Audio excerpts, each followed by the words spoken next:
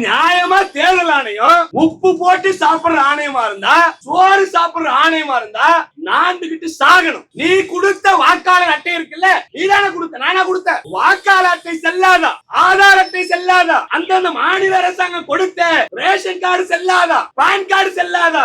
எதுடா செல்லும்? Birth certificate. நான் 1972 பிறந்தேன். எங்க அம்மா எங்க வீட்டுல மாட்டுக்கோட்டையில பெத்து போட்டுச்சு. எந்த பஞ்சாயத்து ஆபீஸ்லயும் வேல்முருகன் ஒரு குழந்தை பிறந்துச்சு பதிவு பண்ணி வைக்கல. இப்ப என்கிட்ட வந்து நீ சர்டிபிகேட் குடுக்கலனா நீ இந்திய குடிமகனே கிடையாது, உனக்கு ஓட்டே கிடையாதுன்னா உனக்கு எத்தனை கட்சி அடிக்கிறது? யாரு உனக்கு அதிகாரம் கொடுத்தா? தேர்தல் ஆணையத்தோட வேலை என்ன? இந்தியாவோட பிரஜை என்று ஆராய்ச்சி பண்ணுவது, ஆய்வு பண்ணுவது, அது உன் வேலை இல்ல. அது ஹோம் மினிஸ்ட்ரி பண்ணும். அது பண்ணிட்டு நாங்க பாத்துக்கிறோம். பீகார்ல 8 கோடி பேர் இருக்கிறான். 8 கோடி பேரை 20 நாள்ல ஆய்வு உட்படுத்தி இந்த 65 லட்சம் பேரு பேக் வாக்காளர் கண்டுபிடிச்சிட்டாங்க. எப்படிடா தாசில்தார் ஆபீஸ்ல கம்யூனிட்டி சர்டிபிகேட் அப்ளை பண்ணா வரதுக்கு 1.5 மாசம் ஆகுது. பர்த் சர்டிபிகேட் போனா குழந்தை பிறந்து அது எல்கேஜி படிக்கிறதுக்கு சர்டிபிகேட்டே கிடைக்க மாட்டுக்கு. 15-20 நாள்ல 8 கோடி பேரை தேர்தல் ஆணையம் ஆய்வு பண்ணி அந்த ஆய்வின் அடிப்படையில அவங்க என்ன பண்ணாங்கன்னா 65 லட்சம் பேரை எலிமினேட் பண்ணாங்கன்னா